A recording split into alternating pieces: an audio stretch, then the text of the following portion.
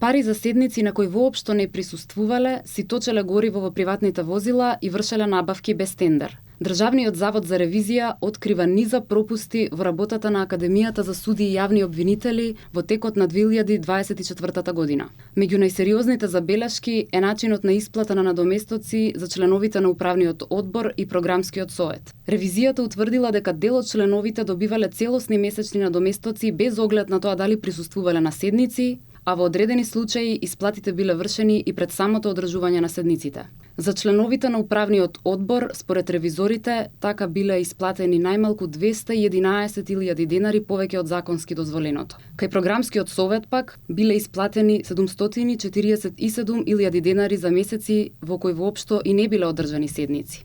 Ревизијата констатира дека втората фаза од почетната обука за 8-та генерација идни суди и обвинители завршила 3 месеци подоцна од законски предвидениот рок. Наместо до крајот на јули 2024 година. Обуката траела до октомври. Поради ова биле исплатени дополнителни 2,1 милион денари за ментори и координатори. Од нив 1,8 милиони денари биле исплатени на ментори, а речиси 300.000 денари на координаторите. Членови на комисиите во Советот, наместо да точат гориво во службени возила, си ги полнеле сопствените резервоари и тоа без никаква евиденција. Академијата имала набавено картички во вредност од 325.000 денари и сите биле злоупотребени. Кај јавните набавки, ревизорите утврдиле дека во тендер за кетеринг услуги бил поставен услов понудувачот да располага со ресторанот прва категорија со 4 звезди и капацитетот најмалку 60 лица. Критериум кој не бил директно поврзан со предметот на набавката.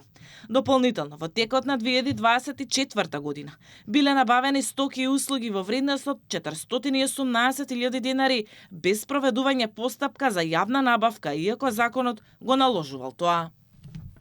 Ревизија открива сомнежи и во испитниот процес. Имало испити без соодветна контрола, тестови без сериски броеви и дилеми во веродостојноста на резултатите. Поради нефункционален електронски систем, кандидатите полагале на хартија, но ревизорите предупредуваат дека нема доволна гаранција дека процесот бил безбеден и транспарентен.